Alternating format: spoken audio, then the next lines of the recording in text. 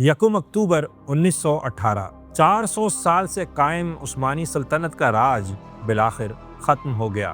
دمشق آزاد ہو گیا اور عرب قوم پرستوں کا خواب جو وہ بہت لمبے عرصے سے دیکھ رہے تھے پورا ہونے کے بالکل قریب تھا۔ ان سے وعدہ کیا گیا تھا ایک بہت بڑی اور یونائٹڈ عرب سلطنت کا، ایسی سلطنت جو دمشق سے صنعا تک، بیت المقدس سے بغداد تک پھیلی ہوئی ہو۔ اس لیے عرب آزادی کا جشن منا رہے تھے، لیکن ان کے خواب و خیالوں میں بھی نہیں تھا کہ لندن اور پیرس کے بند کمروں میں ان کی قسمت کا فیصلہ کہیں پہلے ہو چکا ہے، ان کی آزادی کا سودا ہو چکا ہے۔ ہزاروں کلومیٹرز دور بیٹھی ویسٹرن پاورز نے وہ لکیریں پہلے ہی کھینچ دی تھیں جو آج تک مڈل ایسٹ کے دامن پر موجود ہیں۔ سمجھیں، خون کی لکیریں۔ یہ انعام تھا عرب بغاوت کا، یہ صلہ تھا آٹومن ایمپائر کے خلاف اعلان جنگ کرنے کا۔ دنیا اس بغاوت کو دی عرب ریوولٹ کہتی ہے، لیکن مسلم دنیا آج بھی ایک ہی سوال اٹھاتی ہے کہ آخر عربوں نے بغاوت کیوں کی؟ آخر کیوں؟ کیا یہ واقعی عربوں کی آزادی کی جنگ تھی یا ان کے ساتھ تاریخ کا سب سے بڑا دھوکہ ہوا؟ آج دریچہ پر مسلمانوں کی تاریخ کے اسی بھیانک چیپٹر پر بات کریں گے اور جانیں گے کہ قوم پرستی کے نعرے نے کس طرح مڈل ایسٹ کو ہمیشہ کے لیے کاٹ دیا، اور اس ایک فیصلے کی قیمت عرب کیسے آج بھی چکا رہے ہیں۔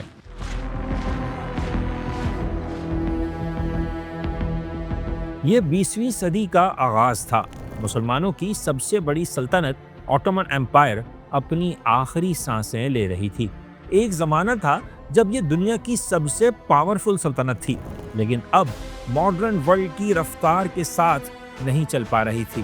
دنیا بہت تیزی سے بدل رہی تھی، نئے نئے خیالات جنم لے رہے تھے، نئی نئی آئیڈیالوجیز آ رہی تھیں، اور عرب علاقوں میں بھی یہی ہو رہا تھا جہاں کے نوجوانوں میں بے چینی تھی۔ 4 صدیوں سے عرب ترکوں کی آٹومن ایمپائر کا حصہ تھے۔ ان کا مذہب بھی ایک تھا اور تاریخ بھی، ثقافت بھی ملتی جلتی تھی۔ دمشق، بغداد اور قاہرہ آٹومن ایمپائر کے اہم شہر تھے، اور سب سے بڑھ کر مکہ، مدینہ اور القدس، اور پھر نجف اور کربلا بھی۔ اسلام کے سارے مقدس شہروں کی حفاظت عثمانیوں کے پاس تھی۔ ان کا حکمران بھی خود کو خادم حرمین شریفین کہلواتا تھا۔ یہ برطانیہ، فرانس اور اسپین کے اسٹائل کا کوئی ظالمانہ کالونیل سیٹ اپ نہیں تھا۔ لیکن پھر عربوں نے بغاوت کیوں کی؟ بغاوت کے اصل میں 2 ریزنز تھے۔ پہلی وجہ یہ کہ یہ خیال لوکل پروڈکٹ نہیں تھا۔ سمجھیں، یہ ایک امپورٹڈ وائرس تھا جو 19 سینچری میں یورپ سے آیا تھا، اور اس وائرس کا نام تھا نیشنلزم، یعنی قوم پرستی۔ یہ نظریہ کہتا تھا کہ ہر زبان بولنے والی قوم کو اپنی الگ ریاست بنانے کا حق ہے، اور یہی وہ آئیڈیالوجی تھی جس نے پہلے سلطنت عثمانیہ کے یورپی علاقوں میں آگ لگائی۔ یونانی، سربین، بلغارین، ایک ایک کر کے ہر قوم ترکوں کی غلامی سے آزاد ہونے لگی۔ چلے، وہ تو مذہبی لحاظ سے اور کلچرلی بھی ترکوں سے بالکل الگ قومیں تھیں، ان کا آزاد ہونا سمجھ بھی آتا ہے، لیکن عربوں نے ایسا کیوں کیا؟ یہاں آتی ہے دوسری وجہ۔ عرب دنیا میں قوم پرستی کا وائرس 19ویں صدی کے اینڈ تک پوری طرح پھیل چکا تھا۔ خاص طور پر بیروت اور دمشق کے کرسچن عرب دانشوروں نے اسے بہت پھیلایا۔ یہ مشنری اسکولوں سے پڑھنے والے لوگ تھے، اور یہی تھے جنہوں نے عظیم عرب تاریخ اور عرب آئیڈینٹی کو اسلامک آئیڈینٹی سے الگ کر کے پیش کیا۔ یہ آئیڈیالوجی بعد میں عرب نوجوانوں اور افسروں میں پھیلنے لگی۔ الفتاد اور العہد جیسی سیکرٹ تنظیمیں بنی جن کا خواب تھا ایک عرب ریاست بنانا، عثمانی ترکوں سے آزاد ہو کر ایک گریٹ عرب اسٹیٹ۔ اس خیال کی ایک بڑی وجہ یہ بھی ہے کہ خود سلطنت عثمانیہ کے ترک علاقوں میں بھی یہ وائرس پوری طرح پھیل چکا تھا۔ 1908 میں ترکی میں ایک نئی سیکولر طاقت ینگ ٹرکس نے حکومت پر قبضہ کر لیا تھا۔ پین اسلامزم کے علمبردار خلیفہ عبدالحمید ثانی کو نکال دیا گیا، اور پوری سلطنت اب ان فوجی افسروں کے ہاتھ میں تھی جن کا اپنا قوم پرست نظریہ تھا۔ ان ترک قوم پرستوں کی بڑی تعداد عربی زبان کے بھی خلاف تھی اور اسلام کے بھی، یعنی وہ اس واحد تعلق کے ہی اگینسٹ تھے جو عربوں اور ترکوں کو آٹومن ایمپائر میں ایک جگہ جوڑتا تھا، یعنی اسلام۔ تو جب عربوں نے دیکھا کہ ترک آٹومن امپائرز کو ایک ٹرکش امپائر بنانے کی کوشش کر رہے ہیں تو یہ تو ہونا ہی تھا۔ پھر کچھ اور بھی ہوا۔ 1882 میں مصر پر برطانیہ کے قبضے اور 1911 میں لیبیا پر اٹلی کے حملے کے بعد تو بات ہی ختم ہو گئی۔ اب عرب دیکھ چکے تھے کہ اگر کوئی عرب علاقوں پر حملہ کر کے ان پر قبضہ کر لے تو ترکی کی قوم پرست حکومت انہیں نہیں بچا سکے گی۔ یہ بالکل ویسا ہی خوف تھا جو ہم نے 1965 کی جنگ کے بعد مشرقی پاکستان میں دیکھا تھا، جسے لگتا تھا کہ مغربی پاکستان اس کا دفاع نہیں کر سکتا، اور نتیجہ بھی کچھ مختلف نہیں نکلا۔ خیر، تو عرب دنیا میں میدان بالکل تیار تھا، لیکن خواب کو حقیقت میں بدلنے کے لیے، ایک عظیم عرب ریاست بنانے کے لیے انہیں کسی طاقتور دوست کی ضرورت تھی، اور وہ دوست بھی انہی کا انتظار کر رہا تھا، یعنی برطانیہ۔ برٹش امپائر جس کی سرزمین پر سورج غروب نہیں ہوتا تھا، آخر اسے عربوں کی آزادی یا قوم پرستی کی کیا پڑی تھی، کیونکہ یہ تھا اس کی سلطنت، اس کے تاج اور اس کے سروائیول کا مسئلہ۔ 1914 میں جب فرسٹ ورلڈ وار شروع ہوئی تو برطانیہ، فرانس اور روس ایک ساتھ تھے، اور دوسری طرف تھے جرمنی، آسٹریا ہنگری اور سلطنت عثمانیہ۔ سلطنت کا جنگ میں شامل ہونا برطانیہ کے لیے ایک ڈراؤنا خواب تھا۔ اس کی پہلی وجہ تھی ہندوستان، جو crown jewel of the empire تھا، اور ہندوستان تک جانے والے سب اہم زمینی اور سمندری راستے عثمانی سلطنت سے ہو کر گزرتے تھے۔ یہاں تک کہ نئی نویلی سوئس کینال بھی عثمانیوں کے بالکل قریب تھی۔ اگر وہ جنگ کے دوران نہر پر قبضہ کر لیتے تو برٹش راج کی سب سے اہم کالونی کا راستہ بند کر سکتے تھے۔ پھر ایک اور وجہ بھی تھی، عثمانیوں کے پاس خلافت تھی۔ عثمانی سلطان صرف ایک بادشاہ نہیں ہوتا تھا، وہ مسلمانوں کا خلیفہ تھا، اور برطانیہ کو خوف تھا کہ اگر سلطان نے دنیا بھر کے مسلمانوں کو جہاد کا حکم دے دیا تو کیا ہوگا۔ تب برٹش امپائر میں 10 کروڑ سے زیادہ مسلمان آباد تھے، ہندوستان میں، مصر میں، افریقہ میں، اور یہاں اگر خلیفہ کے حکم پر برطانیہ سے بغاوت ہو گئی تو برٹش راج کا کچھ ہی دنوں میں خاتمہ ہو جائے گا۔ اس لیے برطانیہ کو فوری طور پر کچھ کرنا تھا، اور اس نے فیصلہ کیا کہ وہ آگ کو آگ سے بجھائیں گے۔ اس نے سوچا کیوں نہ خلیفہ کے جہاد کا مقابلہ عرب بغاوت سے کیا جائے۔ تب برٹش پالیسی میکرز نے ایک منصوبہ بنایا، اگر عربوں کو ترکوں کے خلاف بغاوت پر راضی کر لیا جائے تو مسلم دنیا ٹوٹ جائے گی، اور اگر یہ کام مکہ اور مدینہ کے گورنر سے کروایا جائے، وہ جو خود کو حضور نبی کریم صلی اللہ علیہ وسلم کی اولاد کہتے تھے، تو سونے پہ سہاگا ہو جائے گا۔ ایک تیر سے دو نہیں، کئی شکار ہوں گے۔ سلطنت عثمانیہ بھی ٹوٹ جائے گی، ہندوستان کا راستہ بھی محفوظ ہو جائے گا، اور مستقبل میں مسلمانوں سے کوئی خطرہ نہیں رہے گا۔ یہ بڑی مکاری سے بنایا گیا منصوبہ تھا، جس کا ٹارگٹ تھے مکہ و مدینہ کے گورنر حسین ابن علی۔ انہیں قائل کرنے کے لیے برطانیہ نے اپنی طرف سے جو مہرہ بھیجا وہ تھا آکسفورڈ کا پڑھا ہوا آرکیولوجسٹ، جو عربی بھی بولتا تھا، عربوں سے محبت کا دعویٰ بھی کرتا تھا، اور تاریخ میں اپنا نام بنانے کے لیے بے چین بھی تھا۔ نام تھا تھامس ایڈورڈ لارنس، جو عرب دنیا میں آیا اور سمجھیں صحرا میں آگ لگا دی۔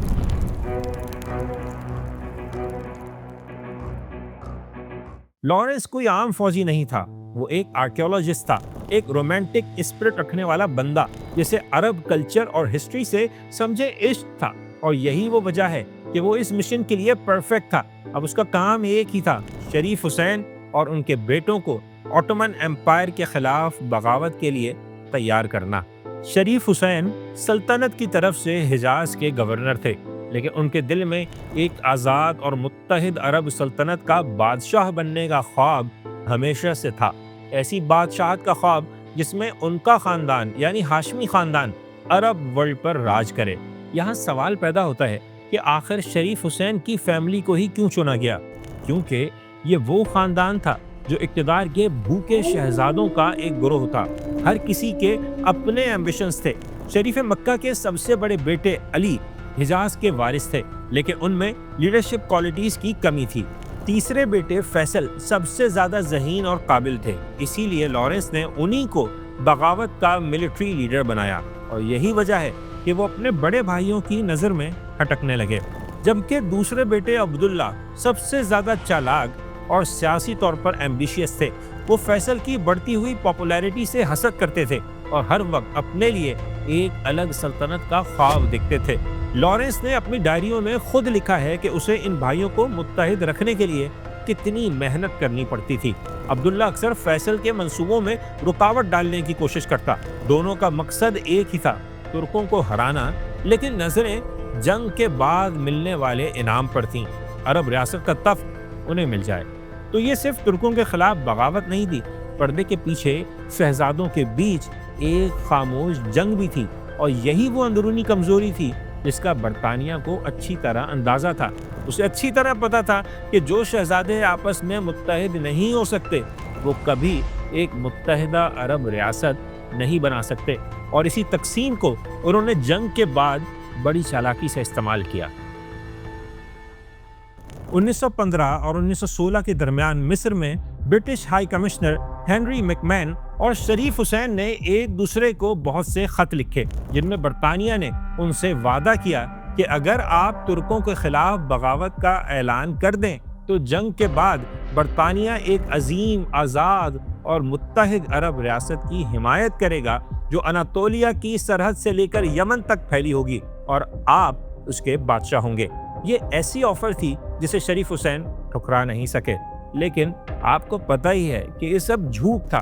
جب میکمین شریف حسین سے وعدے کر رہے تھے، ٹھیک اسی وقت لندن میں فرانس اور برطانیہ مڈل ایسٹ کو کاٹنے اور بانٹنے کے لیے ایک سیکرٹ ایگریمنٹ پر سائن کر رہے تھے، جس کا نام تھا سائکس پیکو ایگریمنٹ، اور ان کے نقشے میں کسی یونائٹڈ عرب اسٹیٹ کا کوئی وجود نہیں تھا۔ عربوں کو آزادی کا خواب دکھایا گیا، اس طرح کہ ان کی غلامی کی زنجیریں پہلے سے ہی تیار کی جا چکی تھیں۔ لیکن شریف حسین کو کیا پتا تھا؟ انہوں نے برطانیہ کے وعدوں پر بھروسہ کر لیا اور ان کے بھیجے گئے ایجنٹ کے ساتھ مکمل تعاون کیا۔ کون؟ تھامس ایڈورڈ لارنس، جسے آج ہم اور آپ لارنس آف عربیہ کے نام سے جانتے ہیں۔ وہ جو صرف ایک ٹرانسلیٹر یا رابطے کروانے والا بندہ نہیں تھا، سمجھیں، وہ عرب ریوولٹ کا دماغ تھا، اس کی روح تھا۔ وہی تھا جس نے شریف حسین کے بیٹے پرنس فیصل کو اپنا دوست بنایا اور انہیں گوریلا وار کی اسٹریٹجی سکھائی۔ وہی تھا جس نے انہیں اسلحہ، بندوقیں، مشین گنیں اور ایکسپلوزیو بھی فراہم کیے، اور ہاں، بہت سا سونا بھی، جس کے ذریعے انہوں نے عرب قبائلی رہنماؤں کی وفاداریاں خریدیں۔ سب تیاریاں ہو گئیں اور 10 جون 1916 کو شریف حسین نے عثمانیوں کے خلاف بغاوت کا اعلان کر دیا۔ لارنس کو یہ بات اچھی طرح معلوم تھی کہ عرب کچھ بھی کر لیں، وہ شہروں پر قبضہ کرنے جتنی طاقت نہیں رکھتے، اس لیے انہیں عثمانی فوج سے ڈائریکٹ جنگ نہیں کرنی اور ایسے ٹارگٹس کو نشانہ بنانا ہے جو کمزور بھی ہوں اور اہم بھی۔ اور پھر ان باغی عربوں نے ہدف بنایا حجاز ریلوے کو، ایک ایسا پروجیکٹ جو سلطان عبد الحمید کا امت کو جوڑنے کے لیے عظیم منصوبہ تھا۔ وہ ریلوے لائن جو دمشق کو بلکہ دارالخلافہ استنبول کو مدینہ سے جوڑتی تھی، جسے پوری مسلم دنیا نے مراکش سے ہندوستان تک اپنے چندے سے بنایا تھا، جو اسلامی اتحاد کی ایک امت کی زندہ علامت تھی۔ لارنس نے عرب جنگجوؤں کے ذریعے اسی سمبل کو تباہ کرنے کا فیصلہ کر لیا۔ وہ رات کے اندھیرے میں ریلوے لائن کی پٹریوں پر بم لگاتے، پلوں کو اڑاتے، ٹرینوں کو تباہ کرتے اور عثمانی فوج کی سپلائی لائنز کاٹ دیتے۔ ان کا ہر دھماکہ صرف ریلوے لائن کو تباہ نہیں کرتا تھا، اسلامی اتحاد کے خواب کو بھی توڑ رہا تھا۔ یعنی برطانیہ کے بارود کی مدد سے مسلمان عرب اپنے مسلمان ترک بھائیوں سے لڑ رہے تھے اور اس ریلوے کو تباہ کر رہے تھے جو دنیا بھر کے مسلمانوں کے پیسے سے بنی تھی۔ قوم پرستی کا وائرس اب پوری طرح پھیل چکا تھا، عرب میں اندھیرا چھا رہا تھا۔ بس امید کی ایک چھوٹی سی کرن نظر آئی اس شہر میں جس نے آخر تک ہمت نہیں ہاری، رسول اللہ کا شہر مدینہ۔ مدینہ منورہ میں عثمانی فوج کے کمانڈر تھے فخری پاشا، ایک ایسے جنرل جن کی بہادری اور وفاداری آج بھی یاد کی جاتی ہے۔ جب بغاوت شروع ہوئی تو مدینہ کا گھیراؤ کر لیا گیا۔ فخری پاشا سے کہا گیا کہ وہ ہتھیار ڈال دیں، انہوں نے انکار کر دیا، اور پھر 1-2 ہفتے نہیں، مہینے نہیں، 2 سال تک انہوں نے کسی کو مدینہ میں قدم بھی نہیں رکھنے دیا۔ شہر کے اندر خوراک ختم ہونے لگی، پانی کم پڑ گیا، بیماریاں پھیلنے لگی، سپاہی گھاس کھانے پر مجبور ہو گئے۔ لیکن فخری پاشا نے کہا، میں رسول اللہ کا شہر دشمنوں کے حوالے نہیں کروں گا۔ یہاں تک کہ جنگ ختم ہو گئی، انہیں استنبول سے براہ راست آرڈر آ گیا، لیکن انہوں نے ہتھیار نہیں ڈالے اور اس کے بعد بھی 72 دن تک مدینے پر عثمانیوں کا پرچم لہراتا رہا۔ دور دور تک کوئی مدد کرنے والا نہیں تھا۔ قریب ترین عثمانی فوج کا یونٹ مدینے سے 1300 کلومیٹر دور تھا۔ سب سپلائی لائنز ختم ہو چکی تھیں، لیکن فخری کی اصل سپلائی لائن باقی تھی، یعنی روضہ رسول۔ بالآخر جنوری 1919 میں انہیں اپنے سپاہیوں نے گرفتار کر کے عربوں کے حوالے کیا، جنہوں نے انہیں اپنے ماسکس برطانیہ کو دے دیا۔ فخری پاشا 2 سال مالٹا میں بھی قید رہے، تو ایک ہی سرزمین پر ایک طرف بغاوت اور دھوکہ تھا اور دوسری طرف یہ عظیم مثال تھی وفاداری کی، عشق کی۔ تبھی تو علامہ اقبال نے کہا تھا، بیچتا ہے ہاشمی ناموس دین مصطفیٰ، خاک و خون میں مل رہا ہے ترک مانے سخت پوش۔ جو بھی ہو، فخری کی بہادری بھی قوم پرستی کا سیلاب روک نہیں پائی۔ جب وہ مدینہ میں محصور تھے، تب لارنس اور فیصل کی عرب فوج کے گوریلا اٹیکس نے باقی عرب دنیا میں تباہی مچا رکھی تھی۔ 1917 میں انہوں نے ریڈ سی کے اہم ترین پورٹ سٹی عقبہ پر قبضہ کر لیا۔ یہ ایسی کامیابی تھی جس کا کسی کو یقین نہیں آیا تھا، اور عثمانیوں کو پہلی بار اندازہ ہوا کہ اب عرب علاقوں میں ان کی حکومت خطرے میں ہے۔ اور اس سے پہلے کہ عرب قبائلی اور آگے بڑھتے اور اہم ترین جگہ پر بھی قبضہ کر لیتے، انہیں دمشق کا راستہ دکھا دیا گیا اور برٹش آرمی نے خود آگے بڑھ کر بیت المقدس فتح کر لیا۔ 1917 کے آخری دنوں میں برٹش جنرل ایلن بی شہر میں داخل ہوئے اور 700 سال بعد یہ عظیم شہر مسلمانوں کے ہاتھ سے نکل گیا۔ ترکوں سے سب کچھ چھن گیا، مکہ، مدینہ، القدس، نجف، کربلا، سب کچھ، یہاں تک کہ عرب باغی اکتوبر 1918 میں دمشق میں داخل ہو گئے۔ وہ دن آ گیا جس کا ہم نے شروع میں ذکر کیا تھا۔ عربوں کے لیے جشن کا وقت، انہیں لگا بس خواب پورا ہو گیا ہے، یہاں تک کہ شہزادہ فیصل کی قیادت میں انہوں نے عرب کنگڈم آف سیریا کا اعلان بھی کر دیا۔ پھر کیا ہوا؟ وہ کہتے ہیں نا کہ there is no free lunch۔ برطانیہ کا دیا گیا سونا، ان کا اسلحہ، ان کا گولہ بارود، ان کی فوج، سب کی قیمت اب عربوں سے وصول کی جانی تھی، اور یہ قیمت بہت بھاری تھی۔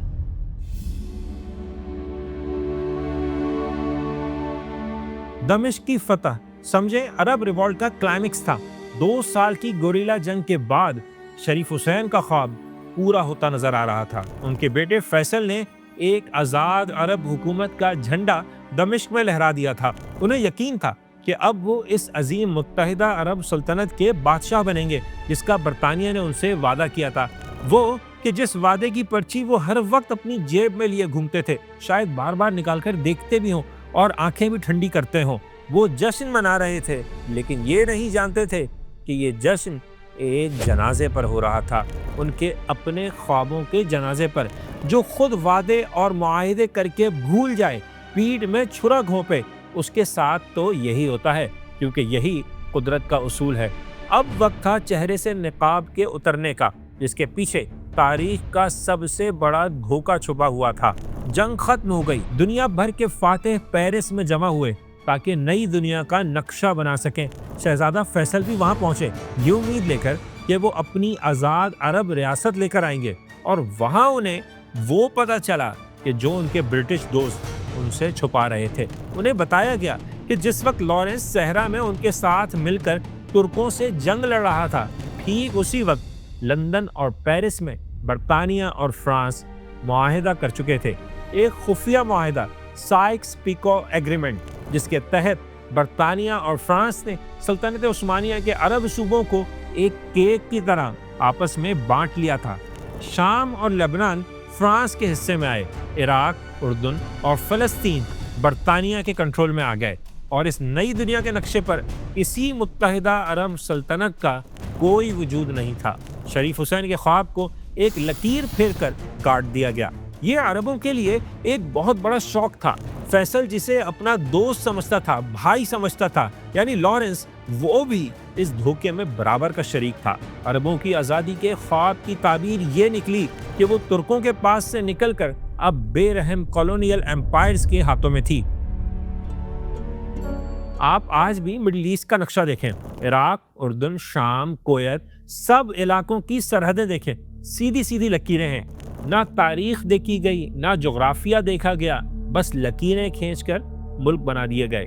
ہاں، ایک چیز کا خیال ضرور رکھا گیا کہ تیل کے ذخائر، ان کی پائپ لائنز کے راستے اور اپنے اسٹریٹجک مفادات ہاتھ میں رہیں۔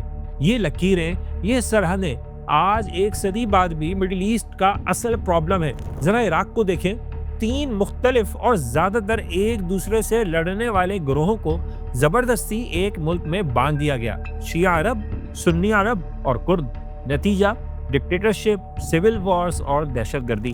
اردن جیسی ایک آرٹیفیشل بفر اسٹیٹ بنائی گئی۔ شام میں فرانس نے بھی ڈیوائڈ اینڈ رول کی پالیسی اپنائی اور مختلف مذہبی اور نسلی گروہوں کو ایک دوسرے کے خلاف استعمال کیا۔ اور آج بھی شام میں جو حالات خراب ہیں، جو سول وارز ہیں، ان کی جڑیں بھی اسی کالونیل ایرا میں ہیں۔ یہ لکیریں آج بھی ہر روز خون مانگتی ہیں۔ ویسے شریف حسین کے خاندان کو ان کی سروسز پر کچھ انعام ضرور ملا۔ جولائی 1920 میں شہزادہ فیصل کو فرانس کی فوج کے سامنے ہتھیار ڈالنے پڑے تھے، یعنی شام تو ان کے ہاتھ سے نکل گیا، لیکن برطانیہ نے ایک نیا ملک عراق بنا کر اسے وہاں کا بادشاہ بنا دیا، جبکہ شریف حسین کے دوسرے بیٹے عبداللہ کو اردن کا بادشاہ بنایا گیا۔ نام کی بادشاہتیں، اصل کنٹرول لندن میں ہی تھا، اور شریف حسین جنہوں نے اس پورے کھیل کا آغاز کیا تھا، ان کا کیا ہوا؟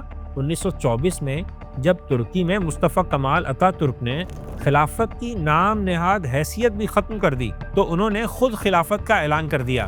جی ہاں، شریف حسین نے خود کو خلیفہ کہلوانا شروع کر دیا۔ وہ الگ بات کہ ان کا یہ دعویٰ کسی نے مانا ہی نہیں، اور جس برطانیہ کے کہنے پر انہوں نے عثمانیوں کے خلاف بغاوت کی تھی، اسی برطانیہ نے عرب دنیا میں ابھرتے ہوئے ایک نئے خاندان آل سعود کے خلاف ان کی کوئی مدد نہیں کی۔ حجاز شریف حسین کے ہاتھوں سے نکل گیا اور انہیں جلا وطن کر دیا گیا۔ قبرص میں کئی سال گزارنے کے بعد وہ زندگی کے آخری دنوں میں اردن آئے اور یہیں انتقال ہوا۔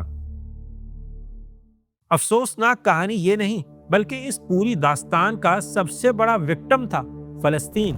برطانیہ نے فرانس سے ہی نہیں، کسی اور سے بھی چھپ چھپا کر کہیں زیادہ خطرناک وعدہ کیا تھا۔ یہ تھا 1917 کا بیلفور ڈکلیریشن۔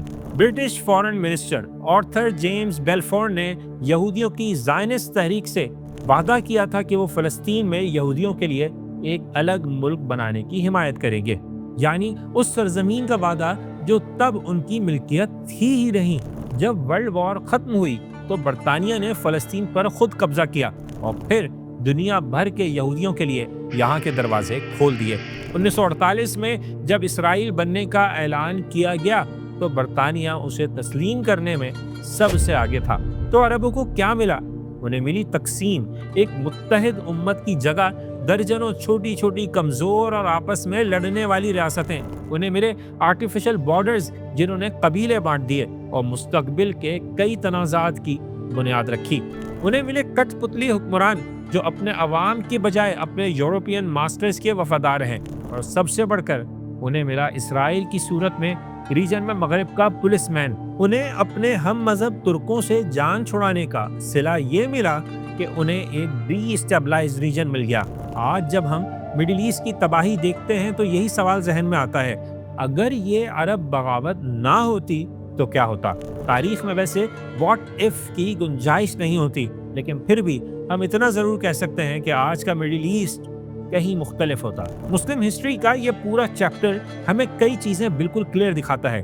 یہ کہ جب کوئی قوم اپنی بڑی کامن آئیڈینٹی کو قربان کرتی ہے ایک چھوٹی شناخت کے لیے، اور اس مقصد کے لیے دشمنوں سے بھی ہاتھ ملا لیتی ہے، تو اس کا انجام آزادی نہیں، ایک نئی اور بدتر غلامی کی صورت میں نکلتا ہے۔ اور یہی قیمت ہے جو مڈل ایسٹ آج ایک صدی بعد بھی اپنے خون کے ذریعے ادا کر رہا ہے۔